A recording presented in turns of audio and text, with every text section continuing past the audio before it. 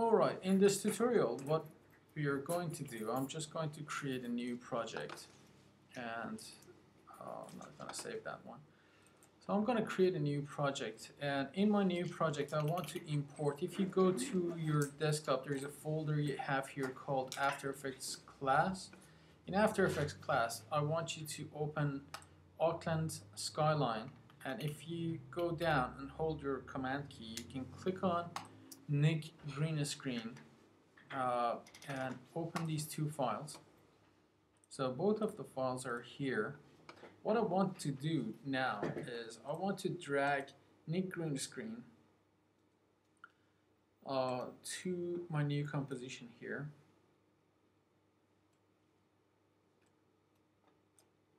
So it will automatically create a new composition there with that with the length of my video. Then next thing I want to do is I want to replace the green screen with the Auckland skyline. As you can see, the Auckland skyline is much bigger than my screen. As you can, if I zoom out, you can see like how bigger it is. I can simply scale it down to match my background. And I'm going to put it behind Nick green screen because I'm going to replace the green screen with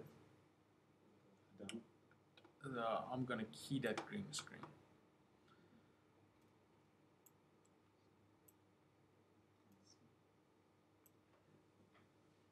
Alright, so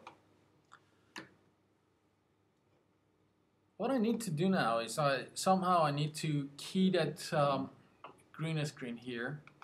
I need to, with that layer, Nick green screen layer selected, I can go to Effect, Keying, and there are few options, few filters I have here for removing the green screen or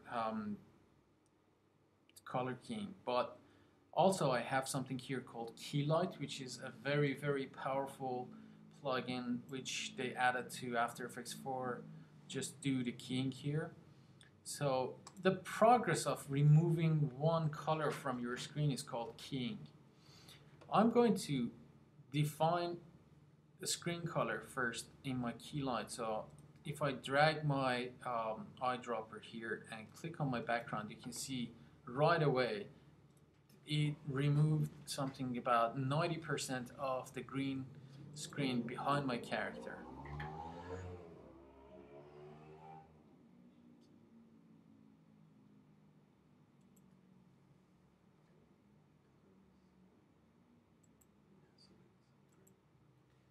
Okay, and as you can see, I still have some few grains here on my screen, and I might probably need to adjust it a little bit more. So up here I have view, and in my view it shows final results. If I click on that one, you can see I have source, which shows me what my source was. It shows me my source alpha in case you have some alpha channel attached to your source, which in this case it's all white. It means that I did not have any alpha channel. And then I can click on Screen Matte. Screen Matte is a black and white image. This is my alpha channel. Screen Matte is that pretty much the same thing as layer masking in Photoshop. So basically what we're doing here is we're creating a layer mask, just like we did in Photoshop. And black means it's going to be transparent, white means it's going to be opaque. So what I'm going to do next is I'm going to try to get rid of all the gray areas around here while I keep the body intact and keep it as white as possible. So if I go down, and you can see like the first option I have, the second option I have here is called Screen Matte. So I can clip blacks. Let's clip blacks, and you can see like it is cutting those gray areas, but at the same time, if I go all the way, you can see it just track some stuff inside my um, foreground as well, which I don't want to. And I have also clip whites. So if I play around with the clip whites, you can see somehow I can adjust the white area inside. So if I click back on my screen mat and go to final result, you can see it's pretty much better than what it was before.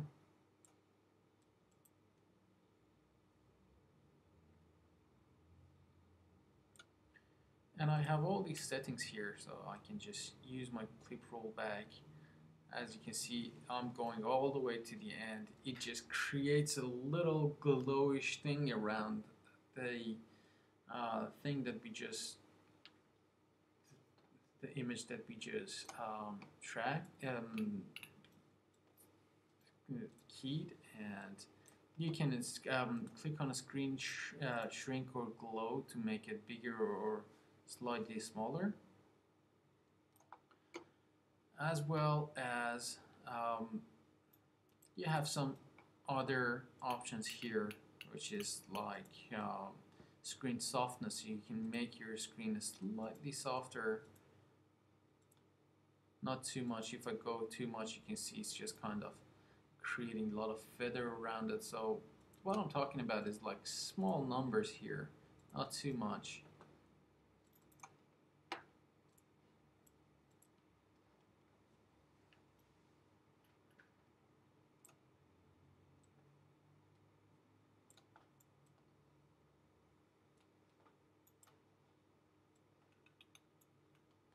And you can also use the screen pre-blur, which makes it slightly blurry before you do the keying there.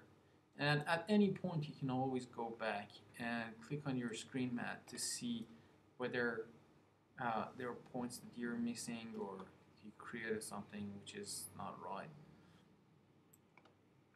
And go back to your final result.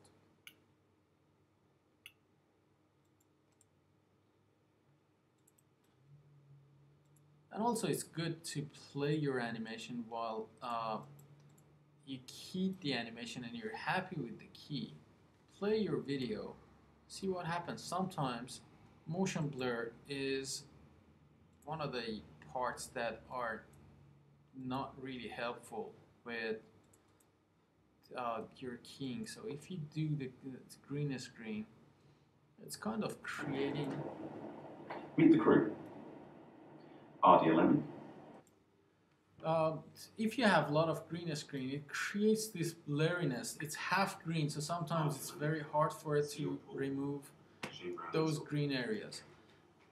The last thing you want to do after you create a green screen like this is you want to color correct this foreground to the background. So if you look at the background, it's kind of like blue and greenish color, while the foreground is pretty much red. So what I need to do is go to my color correction after doing that, and probably with my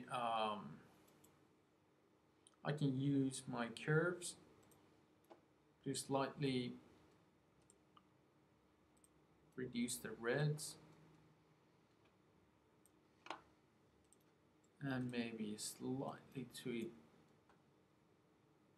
the green and maybe a slightly bump up the blue. So as you can see, like, this is the image difference. And then later on, for the last part of this composition, what I might do is I might add up something like a vignette to this layer, so I can create a solid layer, and let's make it the same bluish color as we have here, like a dark bluish. So you can pick like this color and move it down to make it slightly darker and maybe a little bit more dark. So let's go to solid setting just above the black, about there. And what I can do is, if I create a shape on that layer, it will create a mask there, and I can invert that mask by just clicking on that inverted option I have in front of my mask layer, and I need to give it some feather. So if I give it feather, it is good, but not really good. So what I need to do for the last step is I can just simply click on my dark cyan layer and go to blending mode and use overlay. So as you can see, it's just kind of creating a darkish layer around my video. So if I play it this time, they're way more connected to each other than what they were at the very beginning. So color grading between the foreground and background is very important whenever you're doing the green screen. And if, just in case that you have like transparent layer, or let's say a lady in front of green screen with a lot of hair, or semi-transparent clothing. So what you need to do is you need to create several, you need to duplicate that layer, and you need to use the key light several times. But what you can do also is you mask a part of that layer. Like, let's say, for example, the hair was too hard to extract while the body was too easy to extract. So I can duplicate that layer and do the key light once for the hair and the second time for the body, and separate those two with my mask exactly the same way that we used the same thing on two similar layers for the sky to create the darker sky in the previous exercise. So you use the same layer, you use your mask to adjust that part, and use some feather to mix them together properly. And this is how you can create a nice green screen.